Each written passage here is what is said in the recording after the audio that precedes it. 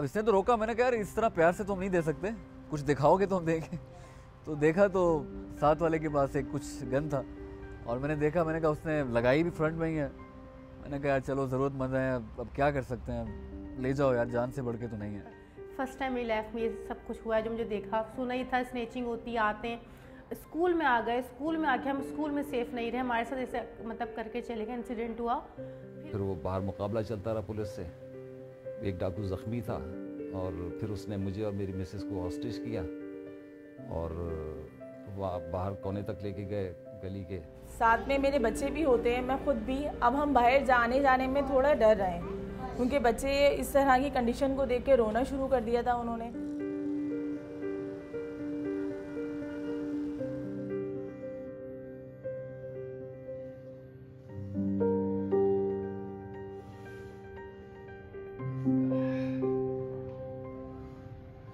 इससे पहले मैं 2-3 बार वहाँ जा चुका था और लेकिन ये चौथी बार जो है वो इंसिडेंट थोड़ा सा ये हुआ कि वापसी आते हुए जिम में 12 बज गए थे, क्योंकि 12 बजे के बाद ना आपका नेट पैकेज ख़त्म हो जाता है। तो वो मैंने देखा, मैंने कहा नेट पैकेज ख़त्म है, मैंने पैकेज करवाया। अब मैं सेल फ़ोन को रीस्टार्ट ही कर रहा था, तो मैं रीस्टार्ट जैसे ही वो लाइट ऑन हुआ है मेरे सेल फ़ोन का, तो वो 2 बाइक पे सामने से आए हैं। अब जो बाइक चला रहा था राइडर, उसके पास गन थी। अब इसने तो रोका, मैंने कहा यार इस तरह प्यार से तो हम नहीं दे सकते, कुछ दिखाओगे तो हम देंगे।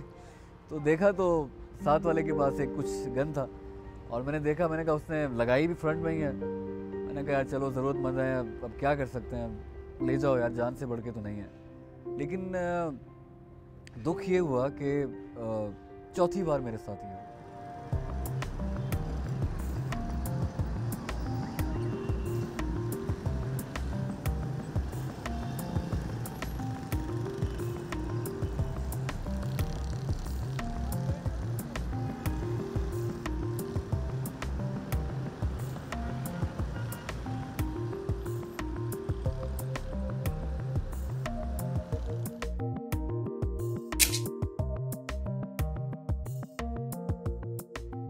इसी कमरे में मौजूद थी और मैं और सर्जन लैपटॉप में कुछ काम कर रहे थे। सर्जन मेरा लैपटॉप का सिलेबस टाइप कर रहे थे।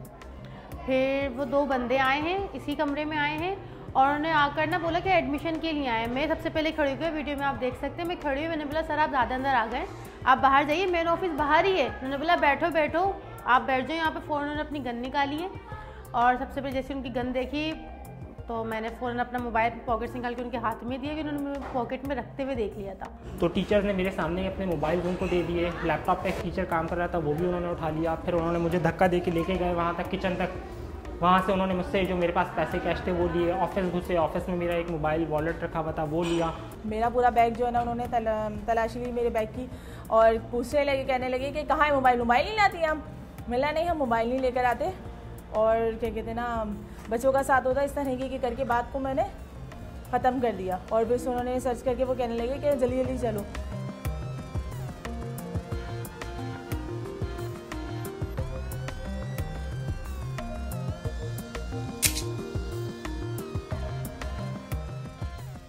ये 10 नवंबर को तकरीबन 11 साढ़े 11 के दरमियान हम लोग सो रहे थे। ज़ाहिर भाई ऑफिस गए हुए थे, फायरिंग की आवाज़ से मेरी आँख खुली है। हुआ ये था, फिर बाद में ज़ाहिर पुलिस वालों से पता चला तो वो ये था कि वो डाकू अंदर घुसे। तो पुलिस की जो स्कूटर पे यानी बाइक पर जो पेट्रोलिंग होती है वो उनकी नज़र पड़ी थी उन पर ना। तो बहरहाल वो उनके दरमियान फायरिंग शुरू हो गई, उसमें एक डाकू ज़ख्मी हुआ। फिर वो हमारे घर में ही अंदर थे डाकू सारे, 3 डाकू तकरीबन। और फिर वो बाहर मुकाबला चलता रहा पुलिस से, एक डाकू ज़ख्मी था और फिर उसने मुझे और मेरी मिसेस को हॉस्टेज किया और वहाँ बाहर कोने तक लेके गए गली के। वहाँ उन्होंने पुलिस की जो भी ज़िम्मेदार थे उनसे कहा कि हमें जो है वो गाड़ी मंगा कर दें, हम निकलेंगे यहाँ से।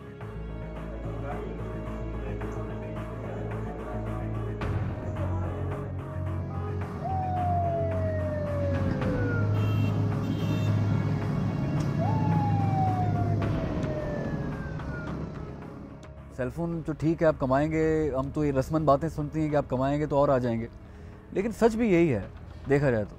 क्योंकि मैं शादीशुदा हूँ अपना, एक मेरा बेटा है 9 महीने का। अब मैं इस पोजीशन में मुज़ाहमत तो नहीं कर सकता ना।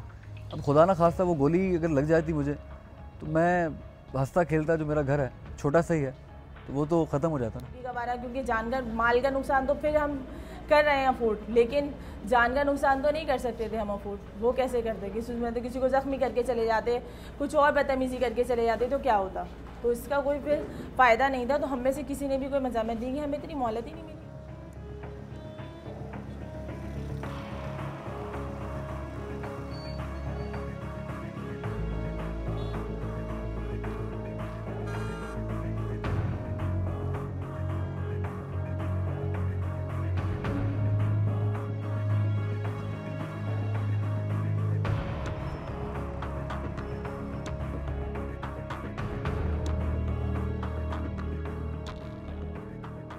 बच्चे काफ़ी दिन तक यानी हल्के से खटके पे भी परेशान हो जाते थे।